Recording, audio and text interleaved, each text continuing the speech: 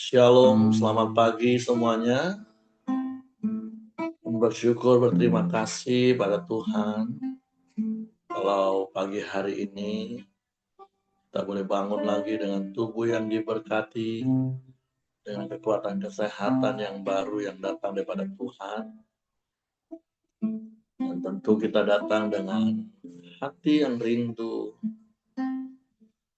Dan kita mau bersyukur buat pertolongan dan pemeliharaan yang Tuhan nyatakan di dalam hari-hari hidup. Bapa, kami bersyukur, kami berterima kasih kepadamu pagi hari.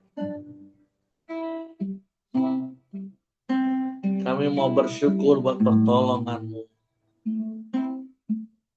buat pemeliharaanmu, buat penyertaanmu di sepanjang hari-hari.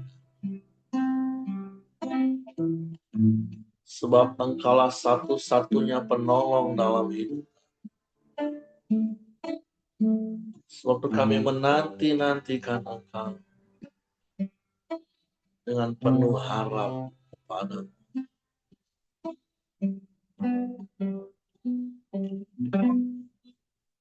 Jiwaku merindukanmu, ya Allah yang hidup. Jiwaku haus kepadamu, ya Allah yang hidup. Jiwaku merindukanmu, ya Allah yang hidup. Jiwaku harus kepadamu, ya Allah yang hidup.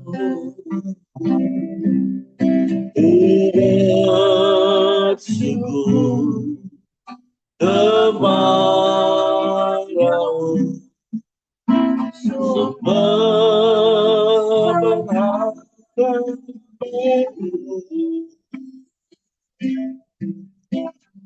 menolong,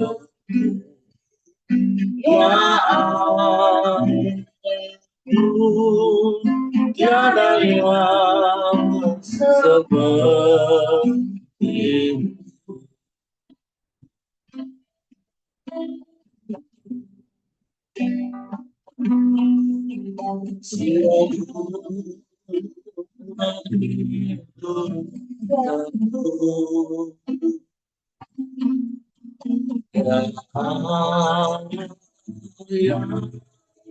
Hidup jiwaku haus kepadamu, ya Allah yang hidup.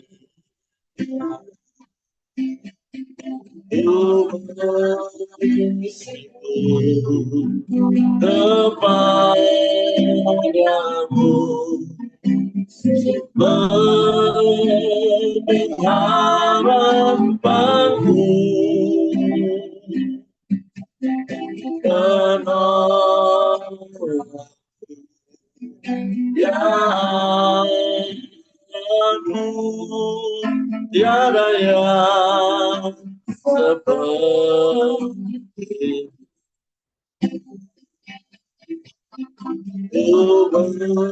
bersyukur, amin, kepada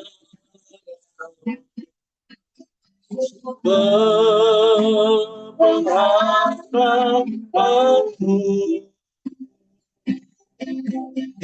Menolong. Ya aku tiada yang sepertimu. Ku bersyukur kepadamu pengharapanku.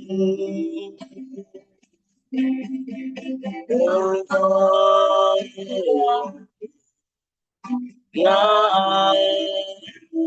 aku tiada yang sepertimu,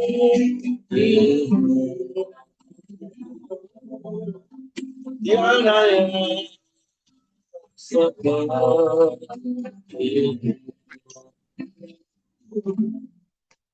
tiada yang sepertimu.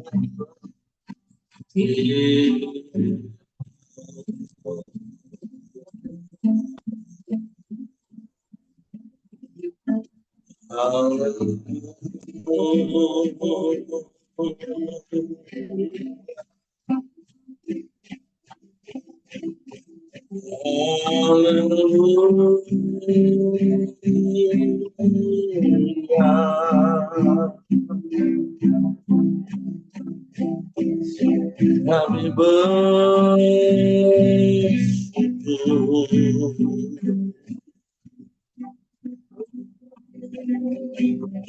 kepadamu, Yesus penolongku.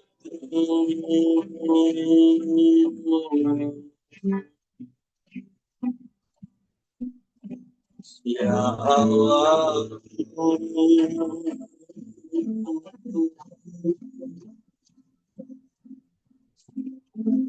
kami bersyukur, kami bersyukur. Haleluya.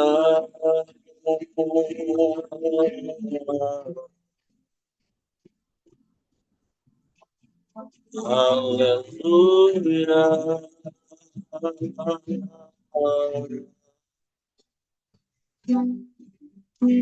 Terpujilah namamu, terpujilah namamu, terpujilah namamu, Yesus Tuhan.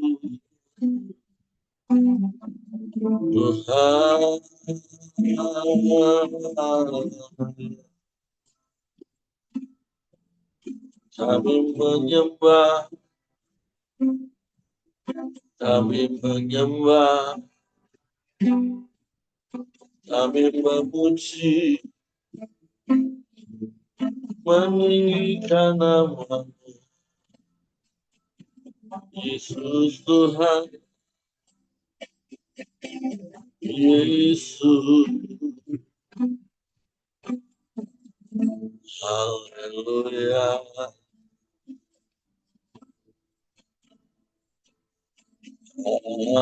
Haleluya.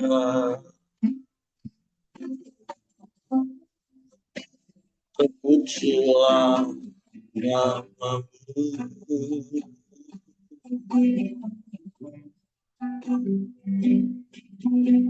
Kami sembah,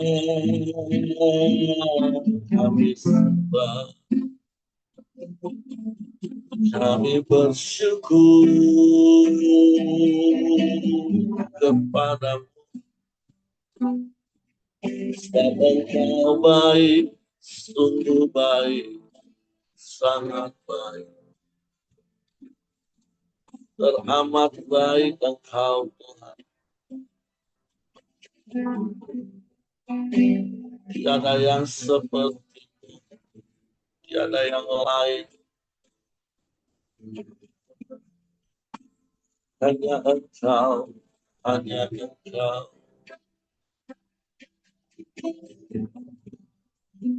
Hanya kepadamu hati kami percaya.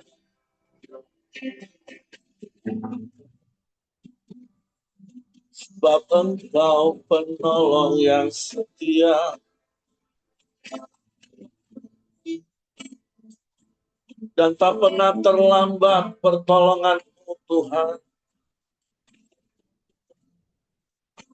Sebab itu kami terus menanti-nantikan Engkau dengan tekun, dengan sabar. Di dalam pengharapan. Sebab pengharapan di dalam-Mu tidak pernah mengecewakan. Terima kasih, terima kasih.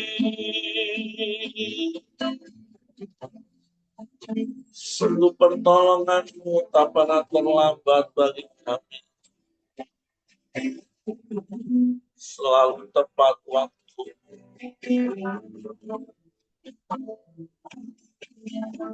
Haleluya.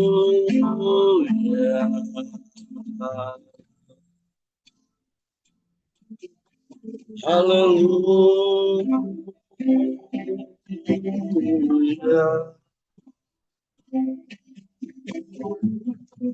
Pujilah nama-Mu. Pujilah nama-Mu. Haleluya. Haleluya. Puji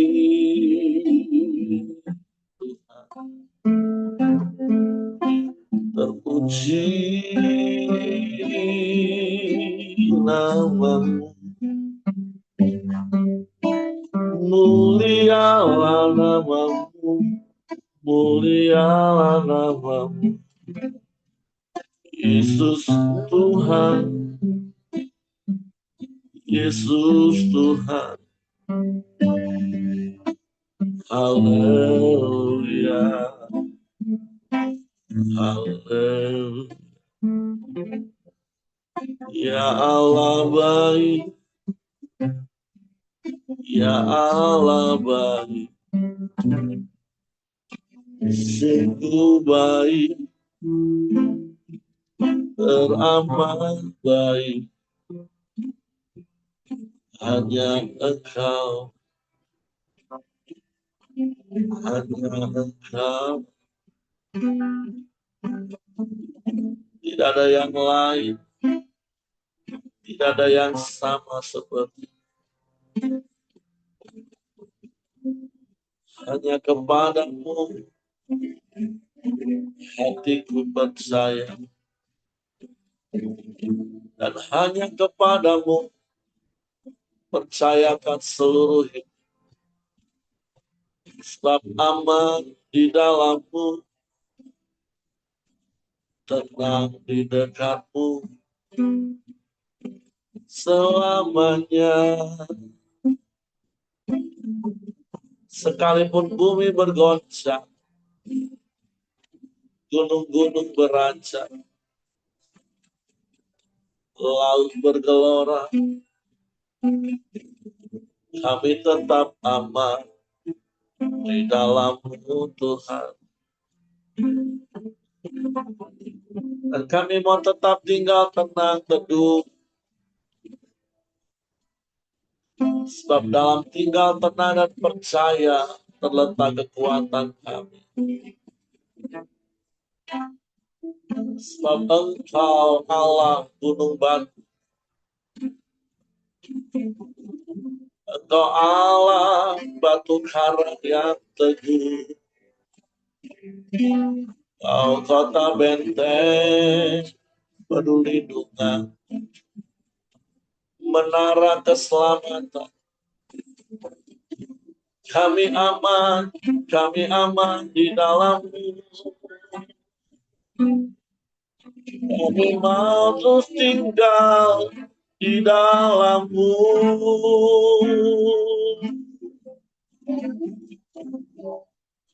Sebab sungguh hanya di dalam-Mu Tuhan kami aman. Tinggal padamu, melekat padamu.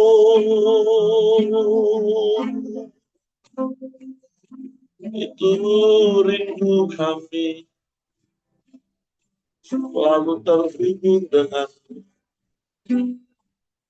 melakukan kehendak. Terima kasih, terima kasih.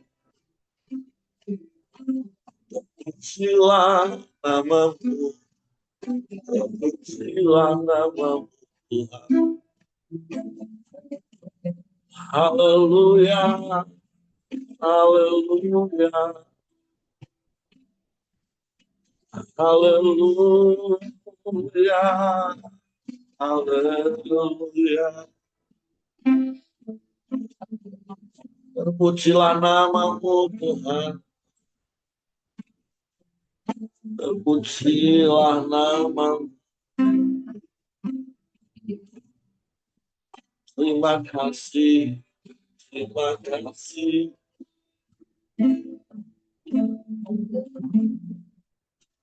Haleluya, haleluya. Ajaib, ajaib. Syukur, syukur, syukur bagimu. Terima kasih, terima kasih. Hanya di dalam-Mu Tuhan kami tenang. Waktu lingkupi kami, naungi kami dengan kuasa-Mu. Jika sekalipun badai bergelora, kami tetap tinggal tenang teduh di dalam hadir.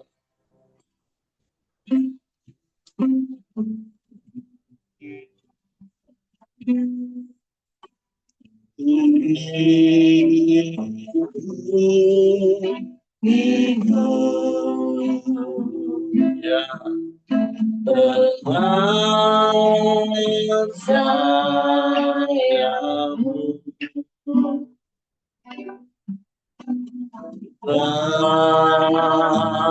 dengan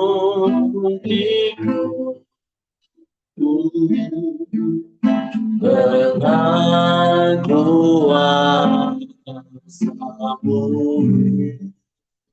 Saya katakan, dengan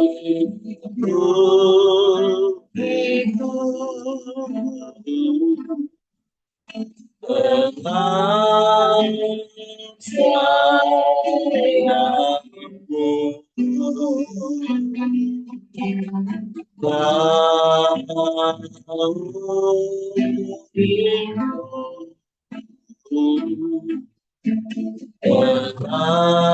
kuasa-Mu. Di saat badai bergelora, Ku akan terbang bersamamu.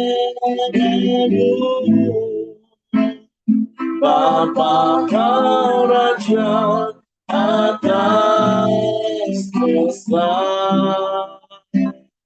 Eternas Kau akan.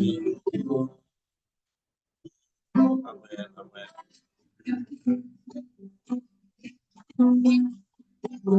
Ikut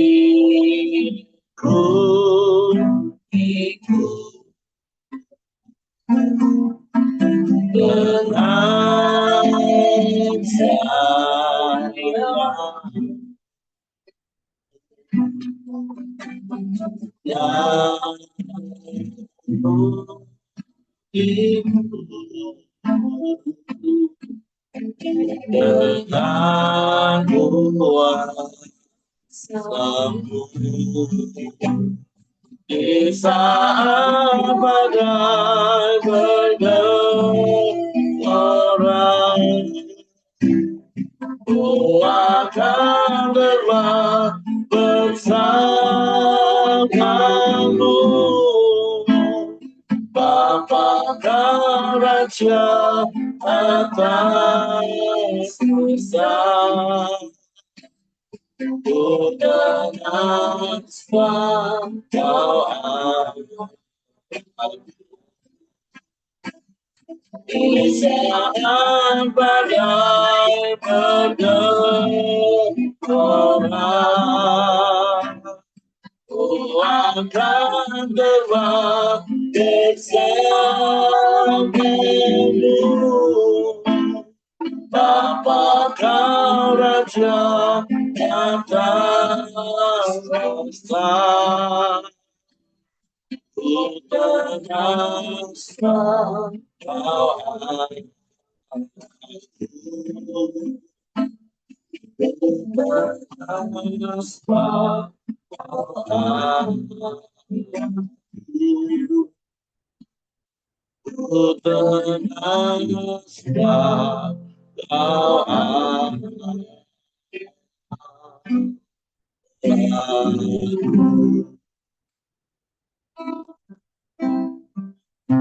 sungguh kami tenang, sebab Engkau yang menjadi Allah dalam hidup kami. Engkau yang melingkupi kami, menaungi kami dengan kasih dan kuasa-Mu. Engkau menjadi pagar sekeliling bagi kami dengan kasih setia. Engkau menjadi benteng perlindungan bagi kami dari setiap mara bahaya, sehingga kami aman di dalam, dan biar rasa tenang kami hanya ada di dalam, bukan karena perkara-perkara duniawi, tapi rasa tenang kami hanya ada di dalam. Karena setiap janji-janji firman itu yang menyegarkan, menenangkan hati. Sebab janji firman-Mu ya dan amin bagi kami. Sebab itu pagi hari ini kami buka hati kami lagi dengan firman. Roh Kudus, tolong kami untuk dapat mengerti dan memahami firman, sehingga kami percaya akan firman dan kami melakukannya dalam. Kami sambut firman-Mu dalam nama Yesus. Haleluya, haleluya. Amin. Oke, silakan Pak Ramli. Ya, terima kasih Pak Heri. Selamat pagi, Pagi. Bapak Ibu dan teman-teman semua. Sorry, suara saya agak bindeng, tadi semalaman batuk. Kita melanjutkan renungan harian kita yang hari ini di pasal yang keempat dari kitab 1 Timotius. Kemarin Joni udah sharing tentang bagaimana syarat-syarat daripada penilik jemaat dan para diaken. Hari ini kita akan bahas bagaimana tugas Timotius di dalam menghadapi pengajar-pengajar sesat pada waktu itu. Saya akan bacakan dari ayat yang pertama. Tetapi Roh dengan tegas mengatakan bahwa di waktu-waktu kemudian ada orang yang akan murtad lalu mengikuti roh-roh penyesat dan ajaran setan-setan. Oleh tipu daya pendusta-pendusta yang hati nuraninya memakai cap mereka. Mereka itu melarang orang kawin, melarang orang makan makanan yang diciptakan Allah, supaya dengan pengucapan syukur dimakan oleh orang yang percaya dan yang telah mengenal kebenaran. Karena semua yang diciptakan Allah itu baik dan suatu pun tidak ada yang haram jika diterima dengan ucapan syukur. Sebab Semuanya itu dikuduskan oleh firman Allah dan oleh doa.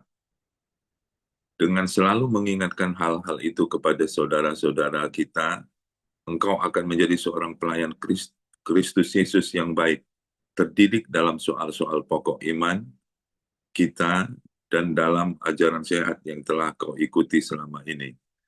Tetapi jauhilah tayul dan dongeng nenek-nenek tua. Latihlah dirimu beribadah. Latihan badani terbatas gunanya, tetapi ibadah itu berguna dalam segala hal, karena mengandung janji baik untuk hidup ini maupun untuk hidup yang akan datang. Perkataan ini benar dan patut diterima sepenuhnya. Itulah sebabnya kita berjerih payah dan berjuang, karena kita menaruh pengharapan kita kepada Allah yang hidup, Juru Selamat semua manusia, terutama mereka yang percaya. Beritakanlah dan ajarkanlah semuanya itu. Jangan seorang pun menganggap engkau rendah karena engkau muda. Jadilah teladan bagi orang-orang percaya dalam perkataanmu, dalam tingkah lakumu, dan dalam kasihmu, dalam kesetiaanmu, dan dalam kesucianmu. Sementara itu, sampai aku datang, bertekunlah dalam membaca kitab-kitab suci, dalam membangun dan dalam mengajar. Jangan lalai dalam mempergunakan karunia yang ada padamu, yang telah diberikan kepadamu oleh nubuat, dan dengan penumpangan tangan sidang penatua. Perhatikanlah semuanya itu, hiduplah di dalamnya supaya kemajuanmu nyata kepada semua orang. Awasilah dirimu sendiri dan awasilah ajaranmu. Bertekunlah dalam semuanya itu, karena dengan berbuat demikian engkau akan menyelamatkan dirimu dan semua orang yang mendengarkan engkau. Ya, jadi kita tahu ya Bapak Ibu bahwa sejak eh, para rasul dan orang-orang percaya merintis gereja-gereja yang mula-mula pada waktu itu, tentu tantangan yang menurut saya tantangan yang terbesar yang mereka hadapi adalah pengajaran-pengajaran palsu atau pengajaran-pengajaran sesat pada waktu itu. Termasuk juga apa yang dialami oleh jemaat di Efesus, di mana Timotius ditugaskan untuk melayani di sana. Paulus melihat bahwa ada pengajar-pengajar sesat pada waktu itu, sehingga Paulus mengingatkan Timotius supaya Timotius berhati-hati dan mengingatkan jemaat yang ada di sana supaya terus-menerus berfokus kepada pokok-pokok iman dan ajaran-ajaran sehat yang selama ini sudah diajarkan kepada mereka. Kalau kita melihat apa yang disampaikan oleh Paulus di dalam kitab Timotius ini kepada muridnya Timotius, ya, ada yang menarik menurut saya, ya, bahwa ciri-ciri pengajar sesat yang disampaikan oleh Paulus pada waktu itu di dalam kitab ini, kan judulnya kan bombastis itu ya, bahwa tugas Timotius dalam menghadapi pengajar sesat, ya. Kalau udah dikatakan pengajar sesat, kata sesat itu di dalam pikiran kita tentu pengajaran yang aneh-aneh, pengajaran yang sangat sangat ekstrim, yang sangat lari dari kebenaran, ya. Tetapi ini sepertinya hal-hal yang kelihatannya baik, tetapi sudah dikategorikan pengajar sesat, bahkan berasal dari ajaran setan-setan, ya. Yang pertama kita bisa melihat bahwa pengajaran ini mengajarkan supaya orang tidak perlu kawin, ya, cukup melajang saja. Karena berarti menurut mereka pengajaran ini pernikahan itu tidak baik atau pernikahan itu jahat atau pernikahan itu suatu hal yang keliru, suatu hal yang salah. Dan eh, mereka juga melarang memakan makanan-makanan tertentu, dan kelihatannya mereka juga suka menceritakan hal-hal yang nggak jelas yang berupa tahyul dan dongeng. Hal-hal seperti ini yang dianggap oleh Paulus sebagai sesuatu yang perlu sangat diperhatikan oleh Timotius dan jemaat yang ada di sana, karena walaupun kelihatannya tidak seaneh yang lain-lain, tetapi ini sudah hal yang sangat penting dan krusial supaya ini diperhatikan oleh Timotius, karena ini adalah pengajaran yang tidak benar, yang pengajaran yang sesat. Oleh karena itu, Paulus menasihati Timotius supaya terhindar dari pengajaran-pengajaran yang seperti ini. Ya. Bagaimana Paulus menasihati Timotius supaya Timotius dan jemaat di Efesus terhindar dari hal-hal yang seperti ini atau pengajaran-pengajaran yang seperti ini? Kita bisa melihat yang pertama di ayatnya yang ke-6, dengan selalu mengingatkan hal-hal itu kepada saudara-saudara kita, engkau akan menjadi seorang pelayan Kristus Yesus yang baik, terdidik dalam soal-soal pokok iman kita, dan dalam ajaran sehat yang telah kau ikuti selama ini. Jadi, bagaimana Timotius dan jemaat di sana bisa terhindar dari pengajaran sesat? Paulus mencoba untuk membentengi Timotius, dan ini juga bisa menjadi nilai-nilai juga bagi kita yang hidup di zaman sekarang ini supaya kita bisa terhindar dari pengajaran yang aneh-aneh. Yang pertama dikatakan menurut saya supaya kita terdidik di dalam ajaran-ajaran yang benar, ya. Supaya kita terdidik. Terdidik itu kalau saya baca-baca, ya, berarti kita menerima pengajaran yang sehat, ya, menerima pengajaran yang sehat. Pengajaran yang sehat seperti pokok-pokok iman dan ajaran-ajaran yang benar lainnya. Keselamatan karena kasih karunia, bukan karena perbuatan atau usaha kita, bukan karena kebaikan dan apa yang kita lakukan, tapi semata-mata karena iman, karena kasih karunia yang diberikan Tuhan kepada kita. Dan bukan ada plus-plus lainnya. Dan hal-hal lain tentang pokok-pokok iman lainnya. Jadi terdidik berarti kita menerima pengajaran tersebut dan kita menghidupinya di dalam kehidupan kita sehari-hari. Nah, ketika kita sudah terdidik, kita tidak mudah untuk menerima pengajaran-pengajaran yang aneh, yang di luar dari pokok-pokok iman yang sudah kita terima. Jadi, hari ini kita bisa melihat apakah kita sudah cukup terdidik dan menerima pengajaran-pengajaran yang sehat di dalam kehidupan kerohanian kita. Itu yang pertama. Yang kedua, saya bisa melihat di ayatnya yang ke-8, latihan badani terbatas gunanya, atau di ayat yang ke-7 terakhir, latihlah dirimu beribadah. Latihan badani terbatas gunanya, tetapi ibadah itu berguna dalam segala hal, karena mengandung janji baik untuk hidup ini maupun untuk hidup yang akan datang. Jadi yang kedua, bagaimana supaya Timotius dan kita juga pada yang hidup di zaman sekarang ini bisa terhindar dari pengajaran yang aneh-aneh. Tentu Paulus mengingatkan kita supaya kita rajin beribadah. Tentu kita tahu sama-sama bahwa yang dimaksud di sini tentu bukan hanya maksudnya rajin beribadah di gereja bersama-sama, ya, tapi tentu ini berbicara soal ibadah yang sejati, yang kita sudah tahu di Roma 12 ayat 1 sampai 2 bahwa ibadah yang sejati itu adalah menyerahkan tubuh kita sepanjang hari sebagai sebuah gaya hidup. Jadi bukan hanya soal kita beribadah di gereja, tentu ibadah di gereja, ibadah di komsel, ibadah koram deo itu menjadi penting bagi kita. Tetapi lebih daripada itu, tentu kita mempraktikkan ibadah, yaitu sepanjang hari kita berkoneksi dengan Tuhan, sepanjang hari kita menyerahkan pikiran, hati, dan tubuh kita kepada Tuhan sebagai ibadah yang sejati. Kalau kita rajin mempraktekkan kebenaran ini, maka kita bisa terbentengi daripada pengajaran-pengajaran yang tidak benar tentunya. Itu yang kedua. Yang ketiga, di ayatnya yang ke-14 kita lompat.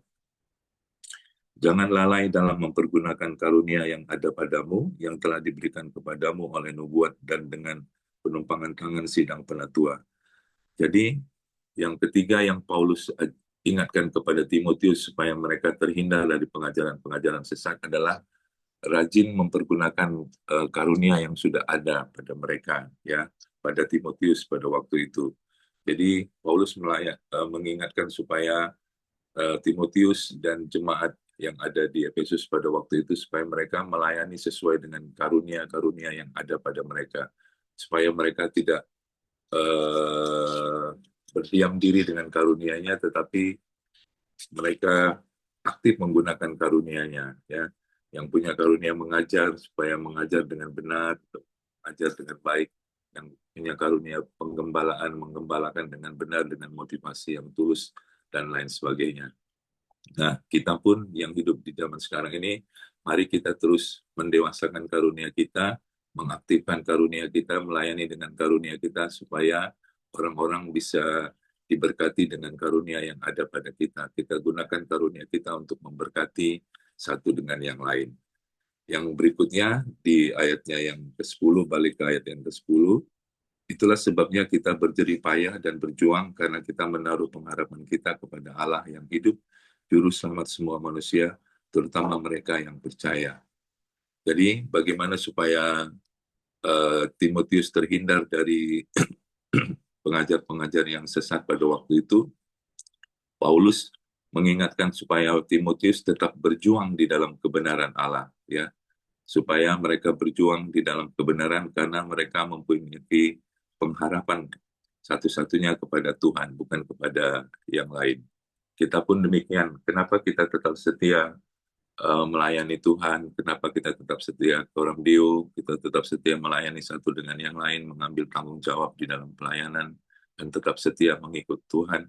Karena kita tahu kita memiliki pengharapan, pengharapan yang telah dijanjikan Tuhan kepada kita. Itulah yang menyebabkan kita terus-menerus berjuang dan berusaha untuk tetap setia di dalam Tuhan. Yang berikutnya,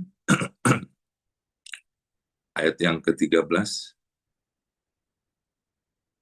Sementara itu sampai aku datang bertekunlah dalam membaca kitab-kitab suci, dalam membangun dan dalam mengajar.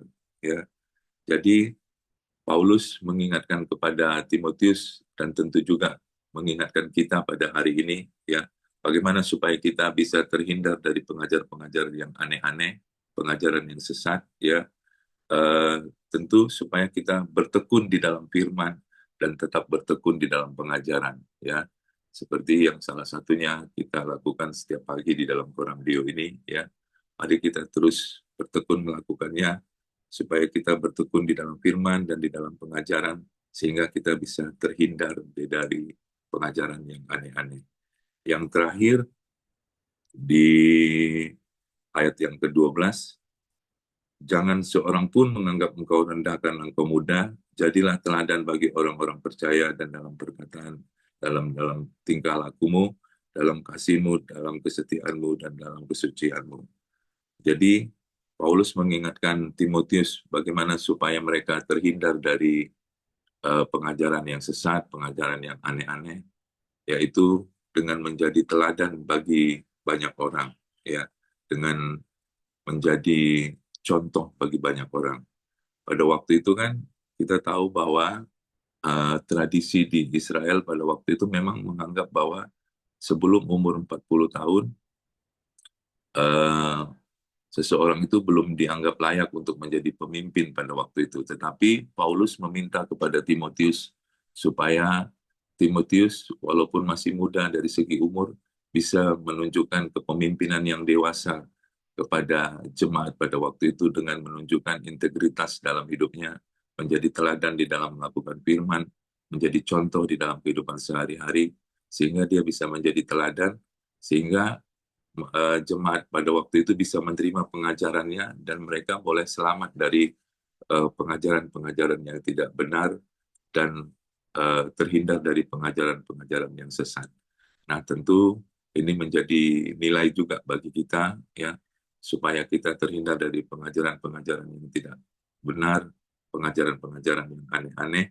Mari kita fokus untuk menjadi teladan bagi setiap orang, fokus untuk menjadi contoh, ya, tidak fokus untuk membahas hal-hal yang tidak jelas, hal-hal yang masih belum jelas bagi kita, hal-hal yang aneh-aneh, dongeng-dongeng yang tidak jelas, tayul-tayul yang tidak jelas, tetapi mari kita lebih baik fokus untuk menjadi teladan hidup bagi banyak orang, sehingga hidup kita boleh diberkati, eh, boleh memberkati setiap orang yang menjadi partner kita.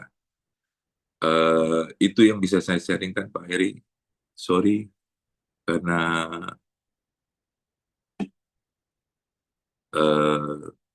kurang sehat. Saya kembalikan kepada Pak Heri. Tuhan memberkati. Shalom. Oke, terima kasih Pak Ramli. Bilur-bilur Yesus menyembuhkan Pak Ramli supaya kembali pulih dan sehat untuk bisa beraktivitas dan melayani. Ya, jadi sudah kita baca dan kita sudah dengar sama-sama poin-poin yang tentunya menjadi pembelajaran bagi kita. Seperti apa yang bagian terakhir tadi juga Pak Ramli sudah sampaikan, Paulus menasehati Timotius di pasal ini secara khusus untuk menghadapi para pengajar-pengajar sesat, dan yang kemungkinan besar ya pastilah orang-orang yang memang sudah lebih senior, yang terkadang ya tidak bisa disangkal di dalam dunia ini orang akan lebih mendengarkan orang-orang yang jauh lebih tua dibanding orang-orang yang masih dianggap bau kencur. Nah, makanya Paulus menekankan ya jangan seorang pun menganggap engkau rendah karena engkau muda. Sehingga ketika Timotius diberi tugas untuk mengkanter pengajaran-pengajaran yang menyimpang, yang sesat seperti apa yang ditulis di ayat yang pertama, jangan sampai Timotius itu dianggap rendah karena masih muda. Tapi Paulus meneguhkan Timotius supaya dia menjadi teladan. Nah, apa itu teladan? Tentu ketika kita ngomong itu selaras dengan tindakan kita, sehingga kita nggak bisa disalahkan, kita tidak dipercayai.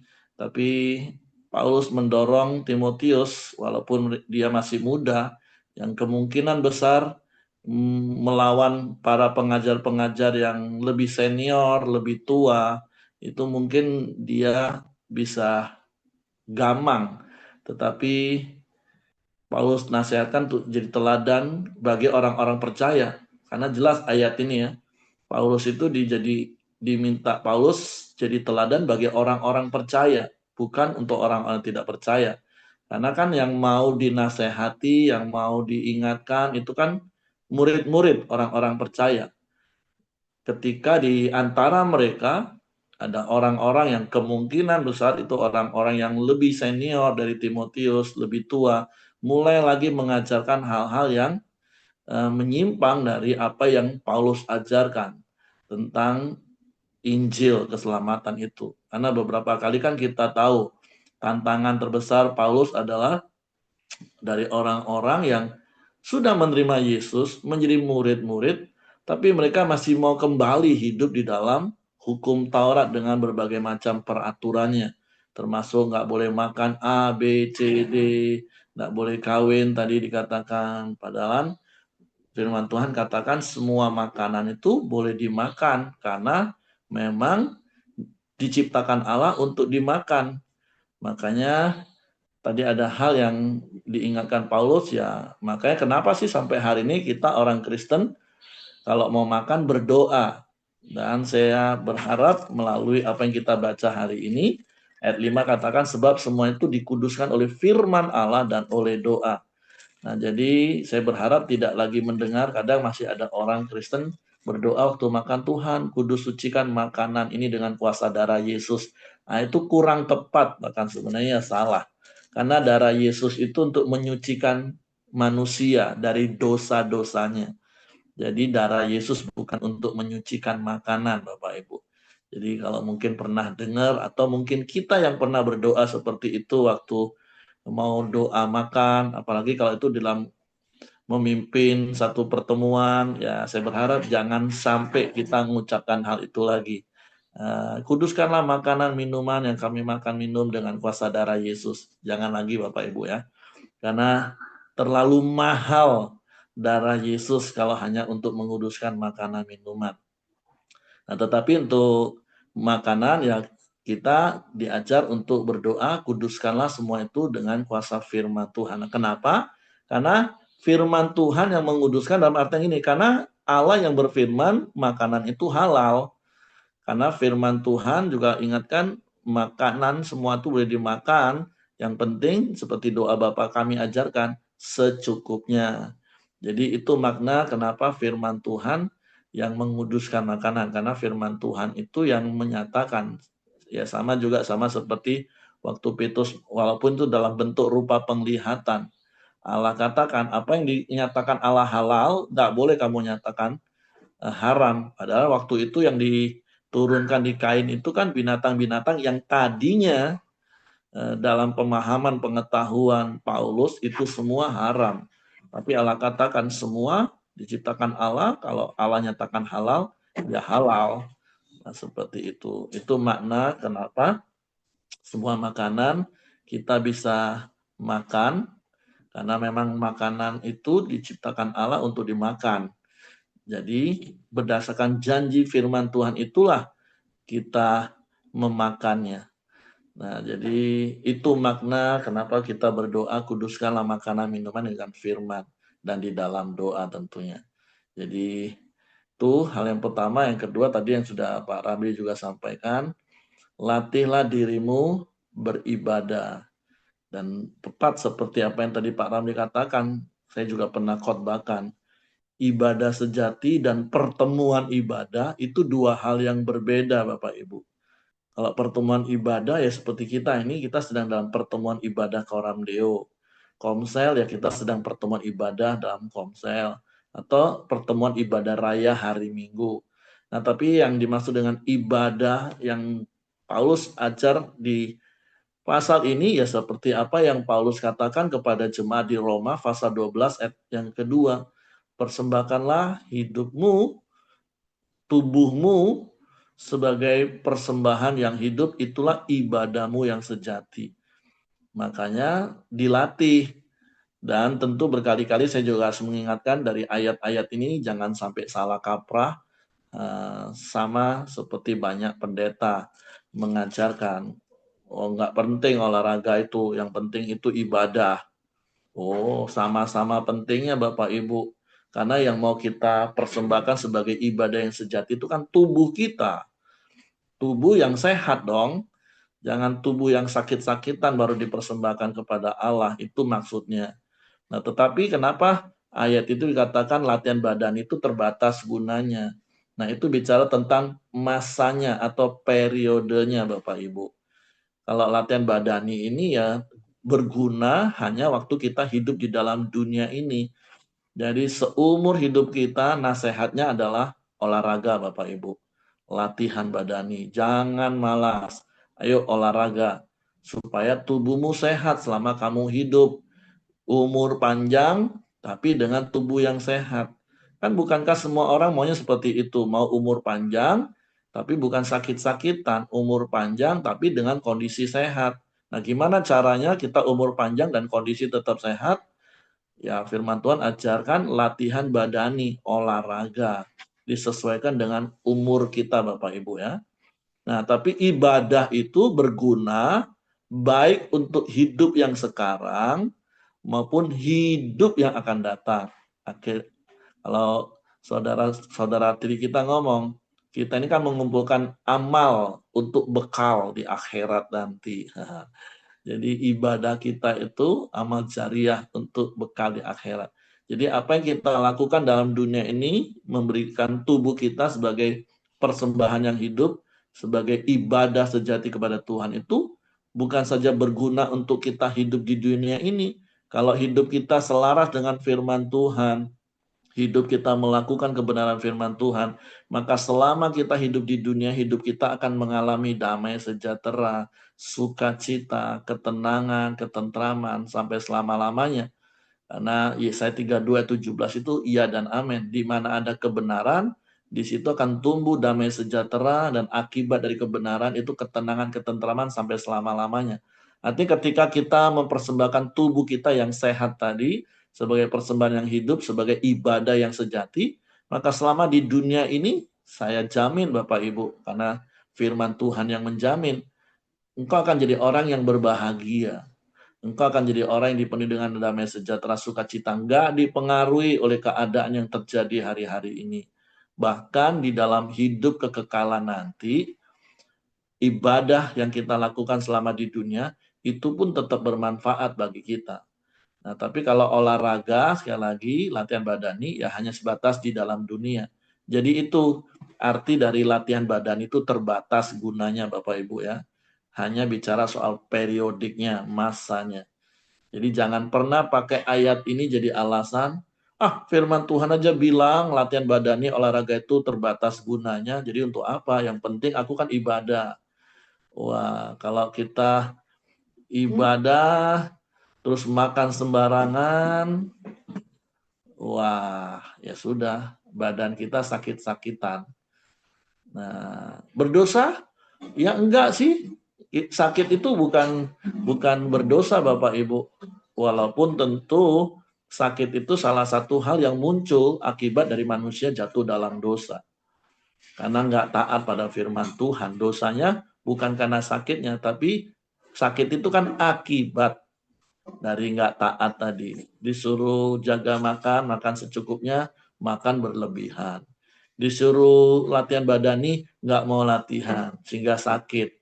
Jadi sakit itu akibat dari pemberontakan, dari dosa sebenarnya. Nah, makanya Bapak Ibu, mari jaga pola makan, olahraga, pola tidur, pola pikir, supaya tubuh kita sehat, dan tubuh yang sehat itulah yang kita persembahkan kepada Tuhan. Jadi ibadah yang sejati, yang berguna, baik untuk hidup di dunia ini, maupun hidup yang akan datang di dalam kekekalan bersama dengan Tuhan. Nah, itu saja yang saya tambahkan, karena apa yang tadi poin-poin sudah disampaikan oleh Pak Ramli. Oke, itu saja. Silakan yang lain kalau mau tambahkan. Terima kasih Pak Ramli. Sekali lagi Tuhan jamah dan pulihkan semakin sehat dengan sempurna. Kalau tidak ada yang menambahkan, nanti istri saya akan berdoa dan akan ditutup oleh Pak Ramli. Oke, silakan. Mari kita berdoa. Bapak, kami bersyukur, berterima kasih buat firman-Mu pada pagi hari ini yang boleh terus mengingatkan kami, menegur kami Tuhan, untuk kami boleh terus memegang ajaran-ajaran daripada firman-Mu Bapak. Untuk kami tetap teguh di dalam Engkau Tuhan, untuk kami boleh terus berjuang di dalam kehidupan kami ini, untuk terus kami melakukan firman-Mu Bapa. Kami boleh juga Tuhan untuk melatih diri kami, boleh kami terus beribadah Tuhan. Kami boleh terus mempersembahkan hidup kami ini bagi Engkau Bapa. Terima kasih Bapak yang baik, terima kasih. Kami juga berdoa buat Pak Ramli Tuhan yang sudah menyampaikan firman-Mu Tuhan. Engkau berkati Bapa dengan kesehatan, kekuatan baru daripada-Mu Tuhan. Pulihkan kondisinya saat ini Bapa. Boleh semakin baik Tuhan, tubuh, jiwa, rohnya baik-baik saja Bapa. Berkati juga dalam pekerjaan yang Kau percayakan Pak Ramli Bapa. Sebagai dokter Tuhan ada hikmat, ada kasih karunia Tuhan yang bertambah-tambah, melimpah di dalam kehidupannya. Berkati istri, anak-anak dalam rumah tangga Pak Ramli Tuhan. Terima kasih Bapak, terima kasih. Kami juga sepakat Tuhan berdoa bersama-sama Tuhan. Kami berdoa buat Ibu Dorcas Tuhan yang saat ini ada di Jakarta. Tuhan tetap berkati proses pengobatan yang harus dijalankannya Bapak. Biarlah tubuhnya boleh kuat menerima apapun yang masuk ke dalam tubuhnya Tuhan. Prosesnya boleh tetap berjalan dengan lancar, berkati rumah sakit, berkati tim medis, berkati obat-obatan yang masuk Tuhan di dalam nama Yesus. Lebih daripada itu Bapak, biarlah damai sejahtera Allah yang menguasai hati dan pikiran, melampaui segala pikiran dan perasaan dari Ibu Dorcas Tuhan. Biarlah dia boleh tetap bersyukur, dia boleh tetap bersuka cita Tuhan di dalam Engkau Bapa. Berkati setiap anak-anak keluarga besar Tuhan yang harus merawat Ibu Dorcas Tuhan. Biarlah melalui kehidupan Ibu Dorcas mereka juga boleh melihat Bapa betapa Engkau Allah yang dahsyat Tuhan. Melalui hidup Ibu Dorcas ada kesaksian-kesaksian Tuhan yang luar biasa yang akan Engkau nyatakan Bapa di dalam nama Yesus. Terima kasih Bapak, terima kasih. Kami juga berdoa Tuhan buat orang tua kami, buat Pak Ongko Tuhan, di usia senja yang Kau percayakan sampai saat ini Bapak. Engkau juga terus pulihkan Bapak, pulihkan dengan sempurna Tuhan. Saraf-saraf motoriknya Papi Tuhan boleh kembali pulih di dalam nama Yesus. Berkati juga keluarga yang merawat, mengasuh Papi Tuhan. Biarlah Papi juga lebih daripada itu, damai sejahtera-Mu juga menguasai hati pikiran Papi. Untuk tetap tinggal tenang di dalam Engkau Tuhan. Terus hidup di dalam firman-Mu dan menjadi teladan Bapa. Terima kasih Bapak yang baik. Terima kasih. Kami juga berdoa buat proses buah hati bagi Willy dan Nilu Tuhan. Setiap tahapan-tahapan yang harus mereka lakukan, setiap proses yang harus mereka jalankan Tuhan. Tuhan tolong Bapak. Semuanya boleh siap Bapak. Baik Willy, Nilu, hati mereka Tuhan. Bahkan keuangan mereka Bapa, mereka Engkau berkati Tuhan. Berkati juga dokter yang menangani yang ada di Palembang Tuhan. Kami percaya ada keturunan-keturunan ilahi yang boleh lahir Bapa dari rahim Nilu Tuhan. Dalam nama Yesus. Terima kasih Bapa yang baik, terima kasih. Kami berdoa Tuhan buat bangsa negara kami Indonesia, bangsa di mana Engkau tempatkan kami boleh ada di bangsa ini Tuhan. Orang-orang benar-Mu Tuhan. Biarlah kami mau melepaskan shalom Tuhan, damai sejahtera-Mu. Kami mau melepaskan berkat atas bangsa ini Tuhan. Ampuni kami Tuhan kalau ada perkataan-perkataan kutuk yang keluar Tuhan. Tapi kami mau memberkati Indonesia. Indonesia boleh jaya, Indonesia boleh makmur Tuhan. Baik penduduk Tuhan, orang-orang yang tinggal atas bangsa ini Tuhan. Baik sumber daya alam Tuhan yang Kau percayakan atas bangsa ini. Bahkan dalam situasi yang harus dihadapi ini Tuhan. Akhir zaman ini Tuhan. Kami biarlah orang-orang benar-Mu juga boleh tetap kuat Tuhan. Orang-orang benar-Mu juga boleh berdampak atas bangsa kami Indonesia. Dimanapun kami boleh berada di sekitar RT kami, lingkungan kami Tuhan. Biarlah kami terus boleh jadi teladan Bapa. Melalui hidup setiap kami, nama Tuhan saja dipermuliakan. Belas kasihan-Mu terus Engkau nyatakan atas bangsa kami Indonesia Tuhan. Dalam nama Yesus. Terima kasih Bapak, terima kasih. Kami menyerahkan juga setiap kami Tuhan yang ikut Koramdio pada pagi hari ini. Pribadi kami lepas pribadi Tuhan. Dan setiap kegiatan kami serahkan dalam aktivitas kami. Kami percaya Tuhan Engkau turut bekerja mendatangkan kebaikan demi kebaikan bagi kami semua. Terpujilah nama-Mu Tuhan. Kami mengucap syukur. Kami berdoa di dalam nama Tuhan Yesus Kristus. Mari kita doa Bapa kami. Bapa kami yang di surga, kuduskanlah nama-Mu, datanglah kerajaan-Mu, jadilah kehendak-Mu di bumi seperti di surga. Berikanlah kami pada hari ini makanan kami yang secukupnya, dan ampunilah kami akan kesalahan kami, seperti kami juga mengampuni orang yang bersalah kepada kami, dan janganlah membawa kami ke dalam pencobaan, tapi lepaskanlah kami daripada yang jahat, karena Engkaulah yang mempunyai kerajaan, kuasa, dan kemuliaan sampai selama-lamanya. Kembali kami mengucap syukur Tuhan, karena Tuhan kami bersyukur karena Tuhan telah memberkati persekutuan Koramdio kami pada pagi ini. Tuhan telah memimpin kami untuk kami boleh menaikkan hormat, pujian, kemuliaan hanya bagi Tuhan. Kami telah mendengarkan sharing kebenaran firman-Mu. Ajar kami untuk terus menyimpan firman-Mu, melakukannya di dalam kehidupan kami sehari-hari, mempraktekannya Tuhan, sehingga kami boleh terhindar dari pengajaran-pengajaran yang tidak benar, yang ada di zaman sekarang ini Tuhan. Kami juga bersyukur untuk setiap doa-doa yang sudah kami naikkan. Kami percaya kami boleh menerima setiap jawaban doa yang telah kami panjatkan kepadamu. Dan akhirnya kami boleh terima berkat yang daripadamu, yaitu berkat kasih karunia daripada Allah Bapa, damai sejahtera daripada Tuhan Yesus, serta persekutuan bersama Roh Kudus menyertai kami hari ini sampai selamanya. Kami terima berkat-Mu hanya di dalam nama Tuhan Yesus Kristus. Haleluya. Amin. Oke, semangat pagi, selamat beraktivitas, dan Tuhan Yesus memberkati kita.